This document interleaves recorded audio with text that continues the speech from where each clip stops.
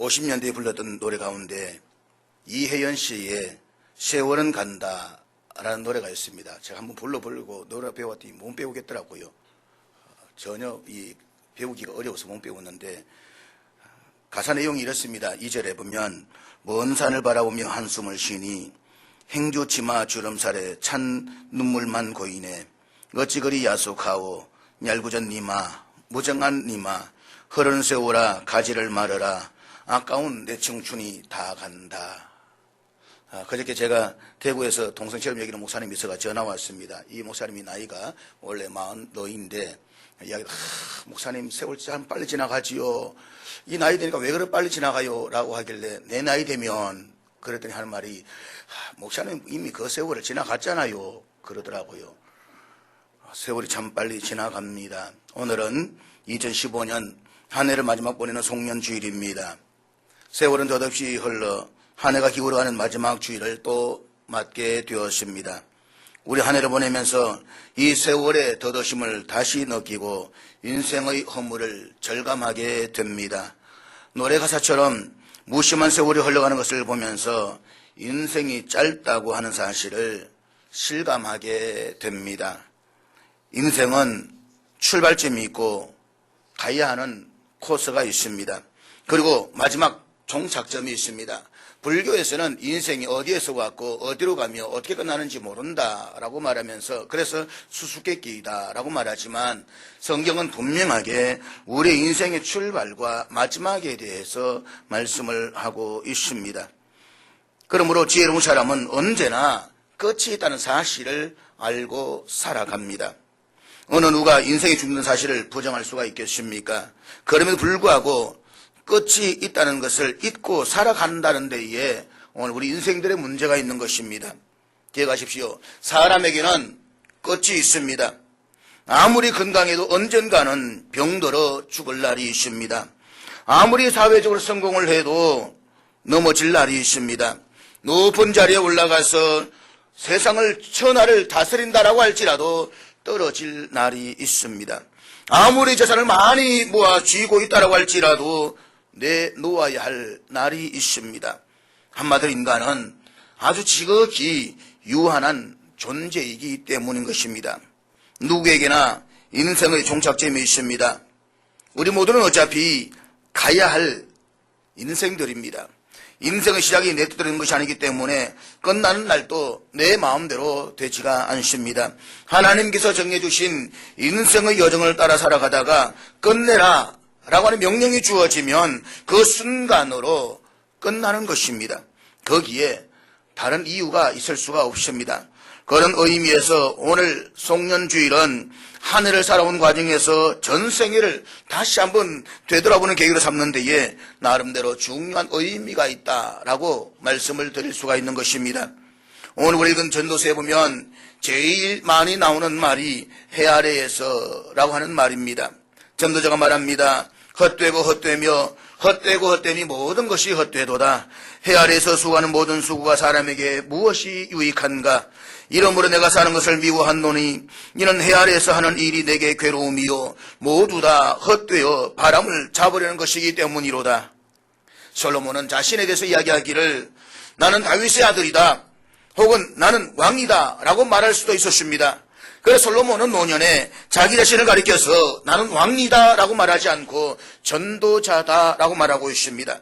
이것은 왕으로서 세상의 온갖 부귀영화를 다 누려보았지만 결과는 인생의 허물한 사실을 깨닫게 됩니다. 그래서 후대 사람들에게 내가 왕으로서의 삶이 아니라 정말 내가 전도자 입장에서 이런 말을 하니까 제발 좀 잘 들어다오. 그래서 나처럼 이렇게 오류가 있는 실패된 삶을 살지를 말아다오 라고 하는 유언적 권면을 우리에게 주고 있는 것입니다.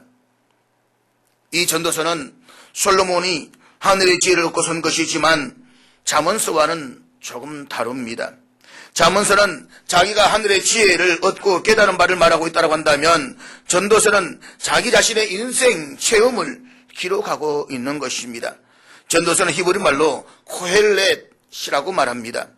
이 말은 물론 전도자라는 뜻을 가지고 있지만 그러나 이 말 속에는 참회하는 영혼이라는 뜻이 더 깊이 담겨져 있습니다.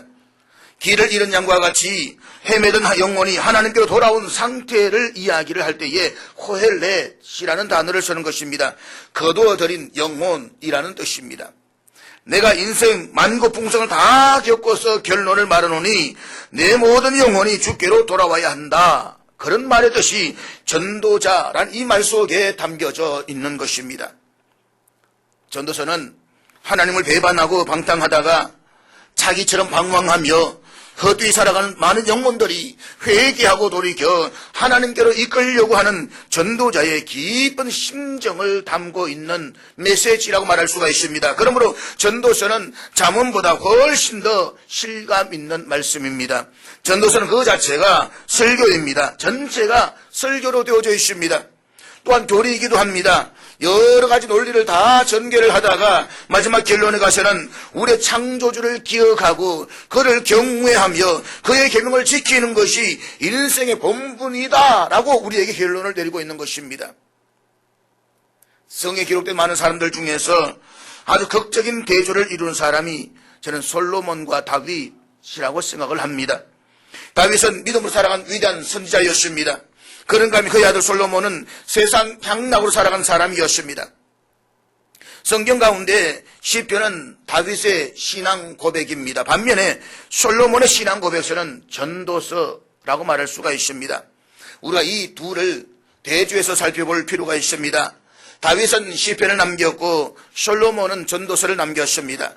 다윗은 믿음으로 살아서 하나님을 영화롭게 하며 인생의 깊은 의미를 찾아냈던 사람입니다. 그는 목동으로 출발해서 왕으로 일생을 살았기 때문에 이 세상 모든 것에 대해서는 별로 관심이 없었습니다.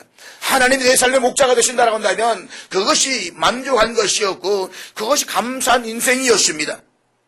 그래서 솔로몬은 달랐습니다. 솔로몬은 아버지 다윗과는 달리 이 세상 부귀영화를 다 누렸던 사람이었습니다. 그는 물질에 대해서는 부유한 사람이요 세상에서 가장 호식했던 사람이었습니다. 수많은 국가들을 거느리며 세상의 모든 것을 다 가져보았던 사람입니다. 그런 그가 인생의 말년에 결론한 말은 이것입니다. 헛되고 헛되며 헛되고 헛되니 모든 것이 헛되도다. 해 아래에서 수고하는 모든 수고가 사람에게 무엇이 유익한가? 유명한 롱펠로가 쓴 시 가운데 보면 많은 젊은 사람들이 자기의 아름다운 꽃잎을 다 따버리고 앙상한 가지가 남을 때까지 그 의미를 알지 못한다라는 내용의 시가 있습니다. 다윗은 시편 39편에서 이렇게 고백하고 있습니다. 여호와여 나의 종말과 연한이 언제까지인지 알게 하사 내가 나의 연약함을 알게 하소서. 주께서 나의 날을 한 뼘 길이만큼 되게 하심에 나의 일생이 주 앞에 없는 것 같사오니 사람은 그가 던던히 서 있는 때에도 진실로 모두가 헛사문이니이다. 사실 냉정하게 생각하면 인생이 이렇게 가는데 이때 정신을 차리면 있는 것 같고 정신을 차리지 못하면 다 없는 것 가운데서 지나가 버린다라는 의미의 말인 것입니다. 어떤 분이 인생은 없고 없다가 없어진다라고 말했습니다. 그러니까 어려서는 철없고 젊어서는 정신없고 중년 때에는 텀없고 늙어서는 형편없고 그래서 결국 없다는 말을 한 것입니다. 어린 시절에는 과자에 끌려가고 젊어서는 정에 끌려 살고 장년에는 돈에 끌려 살고 노년에는 병고에 시달려 끌려 살다가 갑니다. 인생의 짧은 세월 속에서 종착점을 향해서 달려가는데 한 해가 12월 마지막 날에 가듯이 인생이 모두가 다 마지막을 향해서 가고 있다는 것입니다. 지혜로운 사람은 그런 의미에서 결국이 있는 것을 알고 살아가는 사람인 것입니다. 그 결국이 무엇입니까? 결국은 깨달음인 것입니다. 결국은 하나님 안에서의 평안인 것입니다. 성경에 보면 결국이라는 말에 대해서 나오는데 이 결국이 무엇입니까? 인생의 종착점은 누구에게나 다 있는데 하나님이 정하신 코스에서 끝내라 라고 말씀을 하시면 그 순간 끝내야만 합니다. 그것에 대한 이유는 없습니다. 그래서 끝나는 날에 대해서 분명한 경각심을 불러주고 있는 말씀이 오늘 우리가 읽은 이 솔로몬의 전도서라고 말씀을 하고 있는 것입니다. 그렇다면 솔로몬이 전도서를 통해서 우리들이 하고자 하는 메시지가 무엇입니까? 첫째, 인생은 돌아가야 한다는 존재를 우리에게 말하고 있다는 사실입니다. 솔로몬의 전도서 마지막 12장에서 우리에게 특별히 교훈하고 있는 가운데 하나는 인생은 반드시 돌아가야 한다라고 하는 것입니다. 여기에 지혜가 있고 삶의 올바른 자세를 배울 수가 있는 것입니다. 인간에게는 종말이 있습니다. 끝날 날이 있습니다. 한 해가 시작되는 날이 있고 오늘처럼 끝나는 날이 있습니다. 자신에게 종말이 있다는 사실을 알고 사는 것이 저는 지혜자라고 말할 수가 있는 것입니다. 알렉산더 대왕의 아버지 필립 2세에게는 하인이 있었습니다. 이 하인은 매일 아침에 일찍 일어나서 왕 앞에 나와서 언제나 다음과 같은 말로 문안 인사를 했다라는 유명한 일화가 있습니다. 대왕이여 평안하시옵니까? 그러나 당신은 죽어야만 한다는 사실을 잊지 마십시오. 죽어야 할 존재임을 잊어버리고 방심하지 않도록 이 하인은 날마다 시간마다 이 왕 앞에 나와서 이야기를 했다는 것입니다. 그렇습니다. 인생은 종착점을 향해서 나아가는 존재입니다. 모든 인생은 자신이 돌아가야 할 곳으로 가야만 하는 것입니다.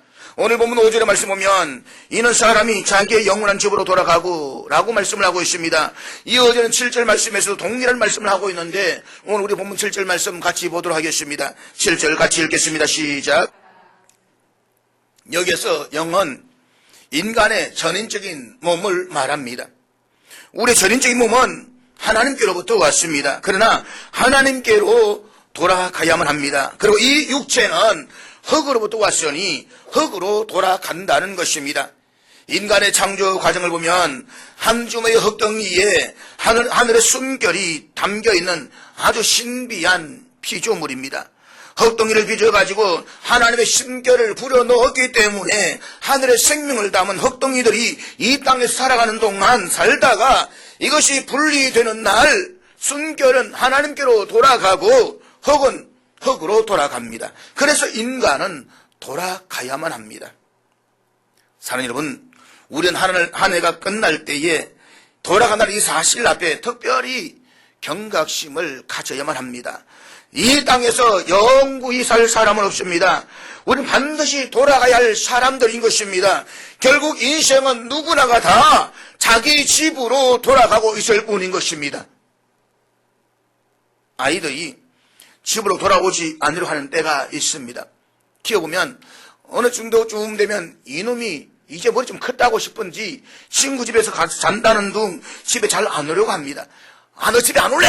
그러면 나 좀 자고 갈게 라고 때를 쓰면서 아예 발바닥을 내밀어 버립니다. 그럴 때면 참 내가 저놈 새끼를 어떻게 키웠는지 라고 하면 섭섭할 때가 있지만 그럴 때마다 성령께서 우리에게 주시는 마음도 있습니다. 너희가 말로만 천국을 말하고 있지만 그래서 말로는 아버지를 찾는다고 말하지만 정말 아버지 집에 돌아가려고 소망하는 사람이 몇이나 있겠느냐라고 하는 것입니다. 사랑하는 여러분, 우리가 하늘나라를 이야기합니다. 영원한 천국에서 말씀을 하고 있습니다. 하나님 내 아버지라고 이야기하고 있습니다. 그러나 정말 내 마음 심정에 얼마만큼 천국을 소망하며 하나님 아버지의 집을 그리워하고 있느냐라고 하는 것입니다. 여기가 좋사오니 내가 여기 집을 짓고 살겠습니다. 마치 천년만년 살 것처럼. 그래서 이것도 가꾸고 저것도 가꾸고 있는 데 또 사들르고. 그래서 독일의 순교자였던 본네프는 그렇게 말하잖아요. 오늘 이 땅에 사는 수많은 그리스도인의 삶의 모습을 보면 저들은 하늘나라가 없다라고 믿는 사람 같다. 그렇지 않습니까? 우리가 아버지 집에 가기 싫어하면 영적으로는 탕자와 같습니다. 주일은 돌아오는 날입니다. 아버지 집으로 돌아오기를 싫어할 때에 우리 아버지 하나님께서는 아주 섭섭해 하실 것입니다. 인생이 저마다 주어진 삶의 자리에서 살다가 그날에는 아버지의 집으로 돌아가야만 합니다. 우리 모두가 다 자기 집으로 돌아가는 것을 사모하는 마음으로 나아가야 되는 것입니다. 오늘 연말 마지막 예배 드리면서 우리의 마음은 한 걸음 더 주께로 나아가 심령으로 새로워져야 되는 것입니다. 하나님께 나아가는 마음을 가져와줘야 되는 것입니다. 하나님을 사모해야 되는 것입니다. 영원의 천국을 사모해야 되는 것입니다. 그것이 우리의 믿음이어야 됩니다. 말씀을 준비하다가 제가 고등학교 때쯤에 그 경험이 생각이 나더라고요. 저희 아버지 품에, 그날 저희 아버지가 제가 신학 다니면서 예수를 믿었으니까 그때까지 술을 드셨어요. 일을 하시고는 술을 드시고 오셔서 주무시는데 갑자기 아버지 품에 좀 안겨 자고 싶은 마음이 있더라고요. 그래서 아버지 품에 딱 안겼는데 그날따라 아버지의 이 가슴이 얼마나 왜소하고 작은 것인가를 느끼면서 갑자기 그런 생각을 했습니다. 우리 아버지가 떠날 때가 오겠다. 그 생각하니까 갑자기 뭔가 가슴이 먹먹해지는 것이 헤어진다는 그 생각을 했던 적이 있었습니다. 사랑하는 여러분, 사실 노년의 성도들에게는 돌아갈 준비를 하시라라는 말씀을 드리기가 굉장히 어렵습니다. 간혹 보면 이 장례식에 가서 몇 세에 돌아가셨습니까? 우리 아버지 90세다 그러면 호상이네요 라고 말하지만 굉장히 욕입니다. 90세가 아니라 100세에 돌아가도 자식에게는 가슴이 아픈 겁니다. 가장 하지 말아야 할 이야기가 가서 유족들 앞에서 아이고 호상이네요, 뭐 울 것도 없습니다 라고 이 정신 빠진 소리를 절대로 하지 말아야 되는 것입니다. 그렇잖아요. 이제 영원히 이 땅에서 보지 못하는데 거기에다가 놓고 호상이니 뭐니 라고 이야기한다는 건 이게 얼마나 또 더 아픈 이야기를 주는 것입니까? 그렇지만 그런 불구하고 우리는 갈 준비를 해야 되는 것입니다. 오래 사시라 라고 말하면 다 좋아하지만 가실 준비를 하라 라고 말하면 사실 섭섭해합니다. 목사님이 마치 내보고 죽으러 간다고. 그렇지만 여러분, 그것은 또 신앙적 자세는 아닌 것입니다. 노년이 되시면 저는 이렇게 기도할 수 있어야 된다고 생각을 합니다. 주여, 이 종을 평안하게 가게 하여 주시옵소서. 누가복음 2장에 보면 시므온이 노년에 아기 예수를 안고 기도한 그 한마디가 우리의 신앙적 삶의 자세를 가르쳐주고 있습니다. 주제여 이제는 말씀하신 대로 종을 평안히 놓아주시는도다. 내 눈이 주의 눈을 보았사오니 이제 죽어도 여한이 없다는 기도인 것입니다. 지금까지 구원자 예수를 기다리고 살아왔는데 이제 그를 보고 평안히 가게 하시는도다. 여러분, 이것이 얼마나 놀라운 신앙 고백인 것입니까? 오늘 본문의 솔로몬은 우리 인생이 돌아가야 할 날이 가까워질수록 나타나는 여러 가지 현상들에 대해서 잘 묘사를 하고 있습니다. 먼저 본문 3절 말씀 우리 같이 읽도록 하겠습니다. 3절 말씀 다 같이 읽겠습니다. 자, 여기에서 돌아갈 날이 가까워지는 날에 집을 지키는 자들이 떨 것이며 라고 한 말은 손이 떨린다는 말입니다. 지금까지 허리와 다리의 힘으로 살아왔는데 이제는 허리가 구부러지고 다리가 구부러집니다. 손에 힘이 없습니다. 그러니까 손이 떨린다 이 말인 것입니다. 입에서는 치아로 맷돌질을 해서 먹고 살았는데 이가 다 빠져서 맷돌이 잘 돌아가지 않습니다. 우리 몸의 창문이었던 눈이 이제는 어두침침해서 노안이 와서 잘 보이지도 않습니다. 계속해서 4절 말씀입니다. 우리 4절 말씀 같이 읽겠습니다. 시작. 길거리 문들이 닫혀질 것이며 맷돌 소리가 적어질 것이며 쇠의 소리로 말미암아 일어날 것이며 음악하는 여자는 다 쇠하여질 것이며. 여기에서 길거리 문들이 닫혀진다라고 하는 말은 귀가 잘 안 들린다라는 뜻이고 맷돌 소리 점점 적어진다라고 하는 것은 음식을 먹는 소리가 차츰 적어져 간다는 것을 의미하는 것입니다. 쇠의 소리로 말미암아 일어날 것이며 라는 말은 잠이 잘 오지 않으니까 이 새 소리만 들어도 벌떡 일어나서 잠을 설치게 된다라고 하는 것입니다. 음악하는 여자들은 다 쇠하여질 것이며 라는 이 말은 음성이 약해져서 노래가 안 나오게 되어서 말소리가 가늘어진다라고 하는 뜻입니다. 계속해서 5절 말씀입니다. 우리 5절 같이 읽도록 하겠습니다. 시작. 노년에는 기력이 쇠해짐으로 언덕이나 견닭을 올라가는 것이 겁이 납니다. 길거리에서 나가는 것이 겁이 나고 빙판에 넘어질까 봐서 겁이 납니다. 머리는 백발이 되어서 하얗게 살구나무 꽃이 핍니다. 메뚜기는 당시에 이스라엘에서 영양가 좋은 음식이었습니다. 그렇지만 식욕이 당기는 메뚜기 음식도 먹기가 부담스럽다는 것입니다. 먹는 것이 적으니까 나이가 들면 보약도 소용이 없습니다. 인생의 의욕과 석욕이 다 사라지므로 원욕이 거쳐버리고 맙니다. 아무런 욕심도 없습니다. 나이가 들면 인생의 모든 의욕이 그래서 사라지게 된다는 것입니다. 그러나 여러분, 죽는다라고 생각해서는 안 됩니다. 우리는 아버지께로 돌아간다라고 확신해야만 합니다. 기억하십시오. 지혜로운 사람은 자신의 사는 날을 계산할 줄을 압니다. 여기서 인생의 짧음을 알고 자기가 해야 할 일을 찾는 성실한 생을 살아가게 되는 것입니다. 둘째로 우리가 사는 것은 하나님께서 생명을 연장시켜 주셨다는 사실을 깨달아야 된다는 것입니다. 우리는 언젠가는 죽어야 할 존재들입니다. 반드시 정말이십니다. 지금 우리가 여기에서 살아있다라고 하는 것은 내 생명이 잠시 연장되었기 때문인 것입니다. 사도 바울은 이 사실을 갈라디아서 2장 20절에서 이렇게 고백하고 있습니다. 우리 같이 읽겠습니다. 내가 십자가에 못 박혀 죽었다는 것입니다. 그렇지만 이제는 내 안에는 내가 사는 것이 아니라 그리스도께서 사는 것이라고 했습니다. 이게 그래도 믿음이라는 의미인 것입니다. 그러므로 이제는 내가 나를 위해서 사는 것이 아니라 하나님의 아들을 믿는 믿음 안에서 사는 것이다. 내 남은 생애는 이젠 덤으로 살아가는 것이다. 이것이 사도 바울의 고백이었다라고 하는 것입니다. 사랑하는 여러분, 하나님은 온 우주를 창조하신 분이십니다. 그 하나님 내 생명의 주인이십니다. 우리가 이 사실을 믿는다라고 한다면 지금 내가 살고 있다라고 하는 것이 전적으로 하나님의 은혜임을 고백하지 않을 수가 없는 것입니다. 19세기 러시아의 작가 도스토예프스키는 28살 때에 사형 선고를 받은 일이 있었습니다. 시베리아 영하 50도가 되는 몹시 추운 날 그는 형장으로 끌려 나갔습니다. 형장에는 3개의 기둥이 세워져 있었습니다. 그는 총살형을 당하게 되었는데 이제 자기가 땅 위에 살아있을 시간을 계산하여 보니까 딱 5분밖에 남지 않았더라는 것입니다. 그러니까 이 5분밖에 남지 않은 생명을 어디에다 쓸 것인가를 생각해 보았습니다. 그래서 이분은 내가 아는 사람들 최후의 인사를 하고 또 이분은 내가 오늘과 살아온 생애를 정리하고 나머지 일부는 내가 지금까지 발을 붙이고 살아왔던 이 땅, 아름다운 자연을 최후로 둘러보는 데에 서기로 마음을 먹었습니다.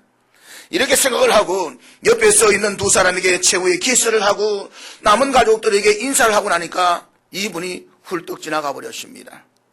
이제 자기 자신을 생각하려고 하니까 문득 3분 후에 자기는 어디로 가야 하는가에 대한 생각에 그만 눈앞이 아찔해떨어지다는 것입니다. 3분 후에 내가 죽을 것인데 3분 후에 나는 어떻게 될까? 나는 어디로 가야 될까? 라고 생각하니까 눈앞이 캄캄해지는 것이 아무것도 생각나지 않더라는 것입니다. 28년의 세월을 한순간 한순간 아껴 쓰지 못한 일들이 후회가 되기 시작을 했습니다. 이제 내가 다시 한 번만 더 살 수 있다고 한다면 순간순간을 아주 가볍게 살 수가 있겠는데 그 아쉬움이 깊이 밀려오더라는 것입니다. 그러자 총알을 장전하는 소리가 철컥하고 났습니다.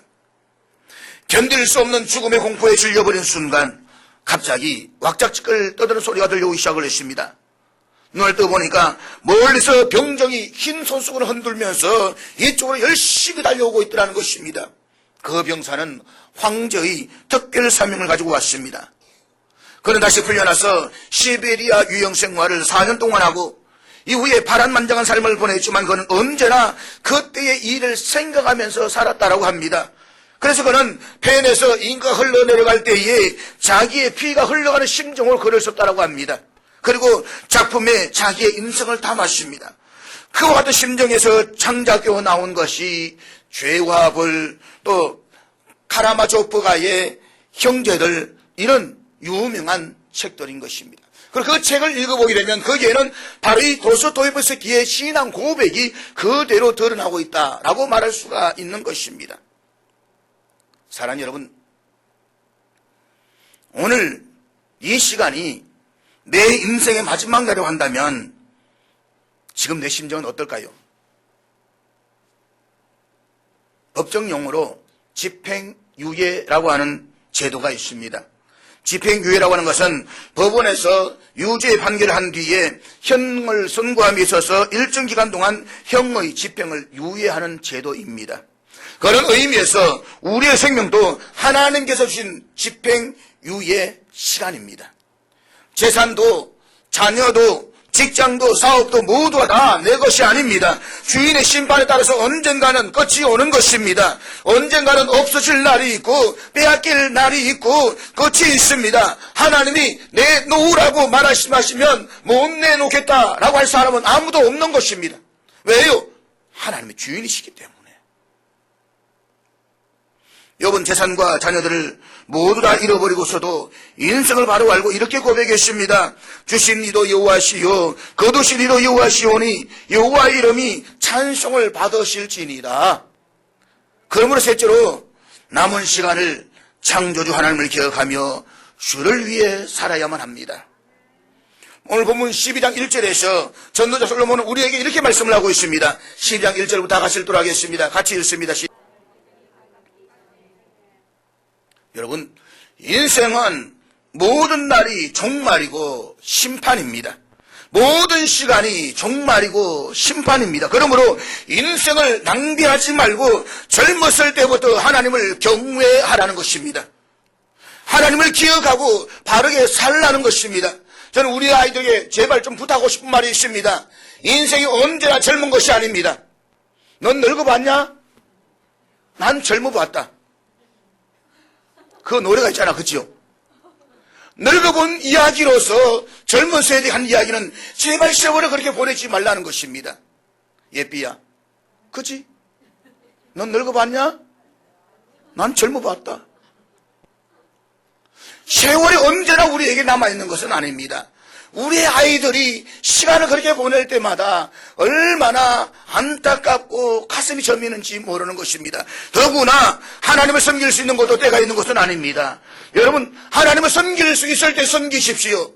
하나님을 더 사랑할 수 있을 때 더 사랑하십시오. 그 때가 언제나 남아있는 것은 아니라고 하는 것입니다. 하나님을 보다 일찍부터 섬겨서 충성하는 것이 내 삶의 축복인 것입니다. 저는 그런 의미에서 인생을 살아오면서 방황하지 않고 한 길로 줄곧 달려왔다는 것이 얼마나 감사한지 모릅니다.